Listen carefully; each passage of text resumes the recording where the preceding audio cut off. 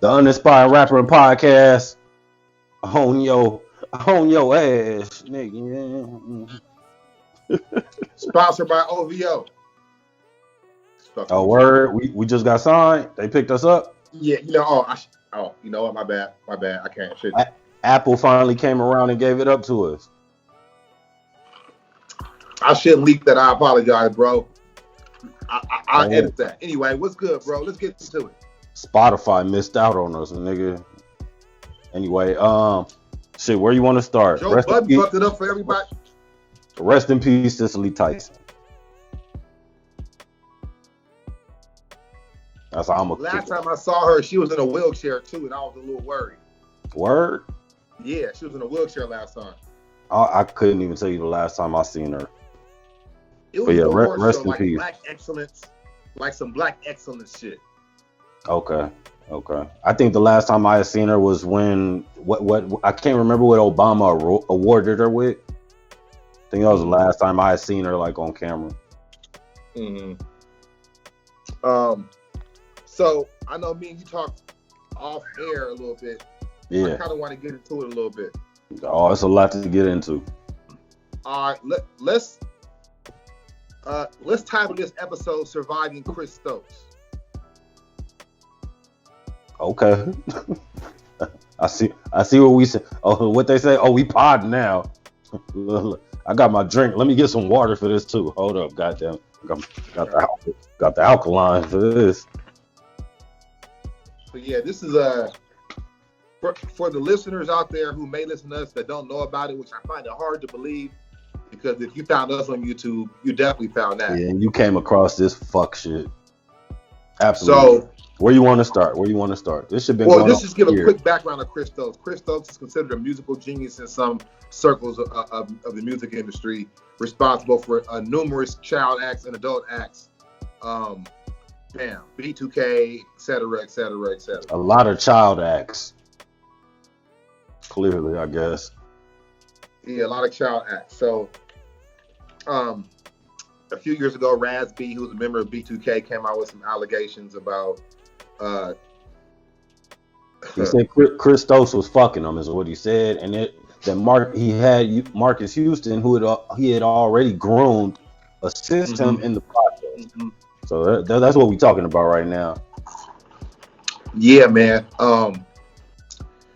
So I know there's been a few videos out, Surviving Chris Stokes, that documents numerous artists who have been either touched directly from him or indirectly from him, allegedly. Right. So what I want to know is, when you watched those, what was your initial reaction, and how did it make you feel as a black man? I know you don't have any children, but how did it make you feel? Hey, you know what? I just flashed on my brother the other day. I remember I told you I was talking to him. Mm-hmm. He said that same shit to me, and I flashed on him, nigga. About saying, I know you don't have any children. Bro, I get so tired of hearing this shit, my nigga. But let me tell you why. This is relevant to the topic. Okay. This is relevant to the topic we're talking about, though. It's because I've been the kid. Right. So I get it. I mean, I do have a lot of nieces and I have a nephew, but I've been the kid in a lot of these situations. So when he be like, I know you don't have kids, like, I can't understand, and I hate when it's kind of like saying, you not gonna understand what I'm saying. But anywho, you know, we could plow along. As Bill Burr would say. How do I feel? I think it's fucking disgusting. And I felt that way from the first time that I heard it. And as I grew older, because I was a fan of Immature, right? And I remember seeing them pictures of them niggas in the bed with their shirts off. You know what I'm saying? Like, yeah, me too. As a kid, I didn't think nothing of it. I just knew I liked the music. You know what I'm saying? And I never thought nothing of it. As I get older, I'm like, yo, who was facilitating this shit? Because it does look fucking creepy. You know what I'm saying? And then to find out that you went from that to the B2K thing, and then I didn't even know about the shit with like the Janae Aiko's sister. That was new to me when I found that. The Quinta Miller. Yeah, and I'm like, I didn't know about none of this shit. But the obvious that was the Immature to the B2K thing.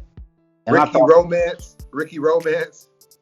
Bro, and I thought all of that shit was wild. even looking at as I grew up, I mean, looking back, I was like, yo, who was setting these little boys up to be these kind of sex symbols? It shit was kind of creepy as I got older. So you know, Usher, you know, he dabbled with Usher a little bit too. Ray yep, J, Brandy. yep, I'm aware. But they had parents, just like Hmm. Chris Brown had a mom. Right. Yep. And Bow Wow, which his part in all of it seems kind of like I'd have to look into more of what people say on that one too, because it's a lot. That's a lot to fucking unpack, my nigga. Shit. Like I feel bad for all them niggas involved in that shit. Marcus Houston, I didn't even know that the chick that he had married was like 18 when he married her. Bro, I was like, you niggas is all sick. This ruins it for like a cat like shit myself, who is a producer, a songwriter, who can offer young acts guidance and, you know, help them create. Now, how I'm gonna look as a grown man, like, hey, y'all look, now it looks weird. You know what I'm saying? Yeah, because So you had that thought in the back of your mind. yeah, so that shit fucks it up for a nigga like me or you who genuinely want to go fuck with some kids because we think they dope and we trying to find the next wave. Exactly. Because it's possible Michael Bivins has never been accused of anything like that. Right. It's a lot of childhood actors and actresses and just a whole, it's a plethora of them that don't have that experience, but it's also a lot that do. Sadly, a lot of them are with the same motherfucker at the root. Darkchild, with Rodney Jenkins, they ain't never had no accusations. Right. He ain't had no issues. Nothing like that. Shit's crazy. So, to answer my own question that I asked you, how it made me feel. Did I answer the question? Yeah, you did. You did. Oh, all right. Yeah, I was going to answer from my perspective. All right. It made me angry, bro. I don't know why it made me angry, but damn, because it made me actually start thinking back about Hassan Campbell too, a little bit. How so? Say it again. How so? How he, you know, was allegedly taken advantage of when he was a child too, right? Yeah, I guess a teen, but they were taking advantage of as teens as well too. They were groomed earlier, but they were taking advantage of as teens too. You know what I'm saying? So I'm not trying to take away from my son Campbell. I just think it's a slight difference in the age gap, and I think when I was 16, I was a little more familiar. Not saying that you can't get taken advantage of when you're 16. I just trying to think about when I was 16. Hassan might be, I don't know. His shit's a little more sketchy, but Razby, I feel for the bro. Yeah, so Hassan Campbell, he don't even be pushing for that shit. Well, not like what I'm trying, I guess my correlation to them two is being grown men and coming out and telling what happened. I dig that, yeah. And I say that's something that's very difficult to do, especially for a masculine man to do, right? Right, because you don't gain shit from that as a man. You don't. Right. You barely gain empathy from people. Barely gain empathy. Barely, yeah. Yeah, like, but one thing I see watching this shit is that the LGBT community is not gonna let this one go this time around. Yeah, I seen the guy, what's his name? Jason Lee. Real hard with Raz B for that. That nigga looked like a whole new nigga. That nigga didn't lost weight and got a goddamn goatee. I didn't even know that was the same nigga. His shit started thinning, so now he's trying to let it get longer because his shit got thin up in the front. You know how it go. You know. Hey, look, at least he ain't DJ Khaled in his shit. No. I saw that same shit. I said, it look like a whole different nigga though. Yeah, I was like, go a little bit. I was like, is this the same nigga? But yeah. So look, he's like, because the same thing happened to him when he was younger. Okay. Jason Lee. Okay, I didn't know that. Yeah, so he's going hard, and then other motherfuckers like, you know who that Storm Monroe nigga is? I seen the name, but I don't know who that is. No, who's that? Another one of them homosexual bloggers who was fucking with Jaguar Wright, and then it went ugly. You know what I'm saying? So he's part of the. That's why I seen the name. Okay, got you. Jaguar, right? Yeah, I got you. I follow. yeah. It went ugly, and he was like, you know, fuck it, then, bitch. I'm on other bitch side, or whatever. So that's where Jaguar fucked up, because she attacked so many people that everybody's willing to give the tea. But let's not go on to her yet. Okay. Let's stay here for a second. So with Raz B, I see how people made fun of him, and you know, I went on his post and I looked and see he's talking about the shit with Chris Stokes, and what surprised me, and I don't even know the right words to use, so I'll wait. What surprised me was I saw Whack 100 in the comments. Okay. He said, "Speak your truth," and that shit shocked me from a couple points of view, right? Because I know Whack. Well, I know Whack is probably thinking, for one, as a father, probably, right? Right. Like, that shit ain't right. A nigga in the industry, he got children, sons and daughters. And thirdly, it made me kind of happy that a masculine person, not saying Whack is this real nigga or nothing like that, but a masculine person, you know, nigga, not shit on him, and maybe that can encourage other motherfuckers to do the same shit. Because I don't like that shit at all, bro. I completely agree with you on that. Yeah, you know, though I don't agree with everything that Whack 100 has done, but I don't agree with nothing, everything.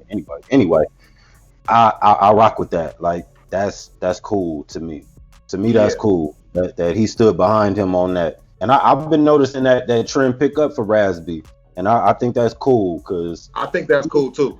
Because he's been fucking consistent. You know what I'm saying?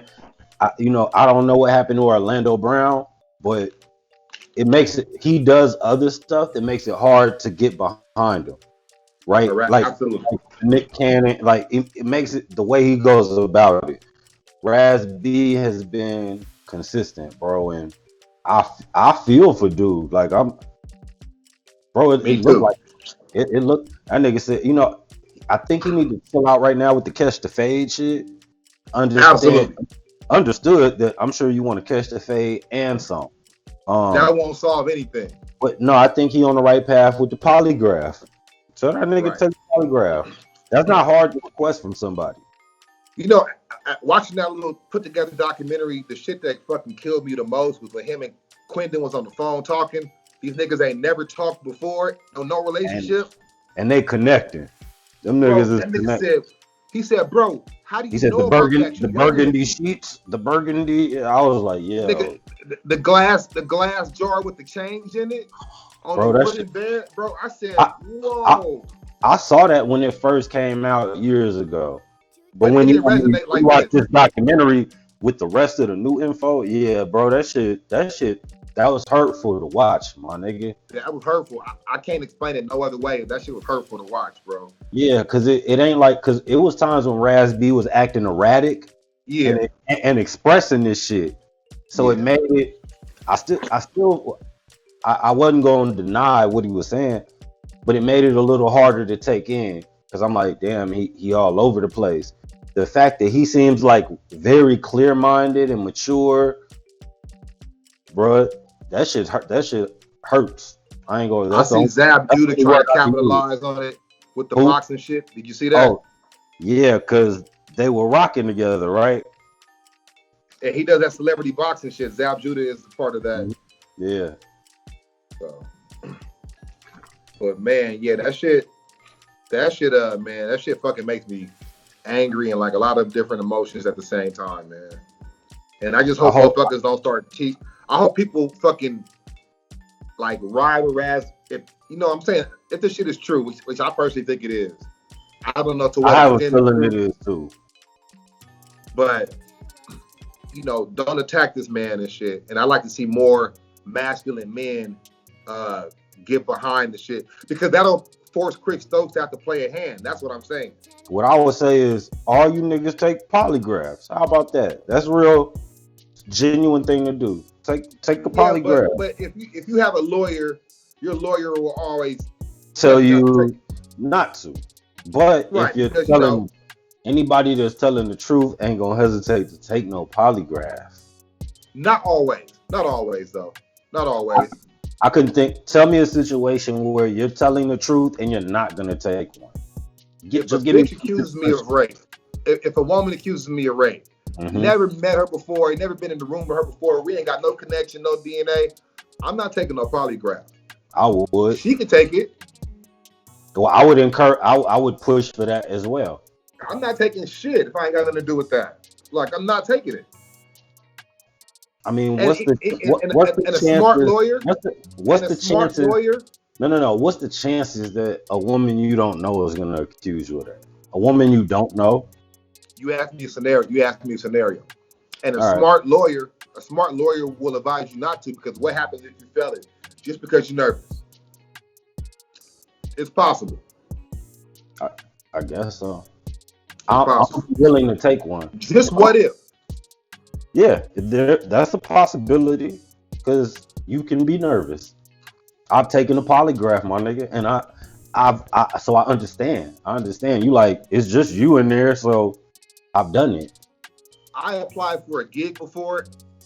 Off the top of my head, I can't remember what gig it was. This is, I'd say, 10 years ago.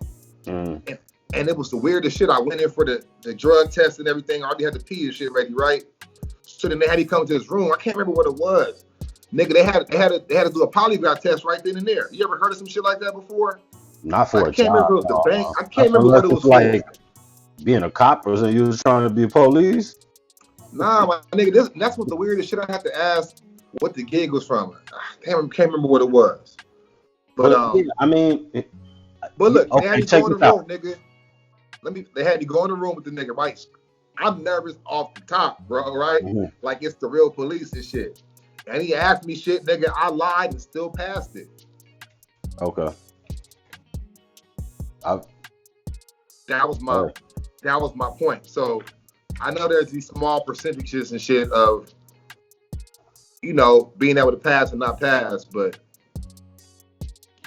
I probably shouldn't say that I can pass the polygraph test publicly to anybody that's watching this shit. I mean, is that what happened? You took like the official joint and passed? What was the question? I passed it, bro. They called me back. I just remember the gig. What was that? What was the question? I remember being a lot about marijuana. A whole lot about marijuana, bro. Like, have you ever sold it? Nigga, and I had a case. I got caught with, nigga, a pound when I turned 18 and did the DOJ deferred entry of judgment. And I lied about all that shit, bro. Well, to get back to the focal point, let's do that. I would suggest that both parties take one. That's it. Absolutely. And then you can go from there. I don't the one person taking it, you know, some people might be like mass manipulators to where they can pass a lie to take the test. Not saying I haven't heard of that, but I mean, what else are we gonna do today in their case? Like, it's been over a decade. Both of y'all should take polygraphs, I think. True. Or what else? What else is no, you're right. I just want to touch on what else is it? I just want to touch on like one more thing before we wrap up. Quentin said, and I feel fucking weird even saying this shit. He said that Marcus had a mole on his left nut. Remember that? Yeah. I feel weird saying that. Yeah, I know. When I heard, but you know what? I ain't gonna lie. The immature side of me, when I first heard, I was like, "Nigga, what?" But then I was but then I was like, as an adult man, to be fully respectful of that situation, like, bro, these niggas been through something, man. But and I feel like Quentin is sweet now. Did you get the sugar tank vibe from me? No offense. Yeah, and that made me think, like, I mean, I think there's a portion of people that can be pushed down that road. A lot of people that go down that road have been molested exactly. Fact. So, Absolutely. I feel for all of them. All of that shit is disgusting. And Chris Stokes copying and pasting responses to niggas, like sending niggas the same response. Did you see that? He copying and pasting the same response to different people that's coming at him. Like that. I think that's a little disingenuous. You know, bro, it's a sad situation. That shit. I hope they find some resolve there. It seems like Raz B is a little more at peace than what he was a few years ago, but I do hope he Mm-hmm. gets the final resolve that he wants. I got my session pulling up. Let's stop here on it and let's title this "Surviving Chris Stokes Part 1." I guess. Oh Maybe yeah, catch so the we'll hit the algorithm. algorithms with all the other one part one because they got 3 parts Yeah, too. So shit, yeah. and I do want to touch on the Jaguar. We don't have to do too much about it, but I do want to touch on that Jaguar right shit. It's something else that we were talking about. I wanted to get into. Excuse. It was something else that we was talking about. I forgot, but we'll come back to it. All right, the Unaspiring Rapper Podcast. Thanks for checking it out. Yeah. Fuck with us.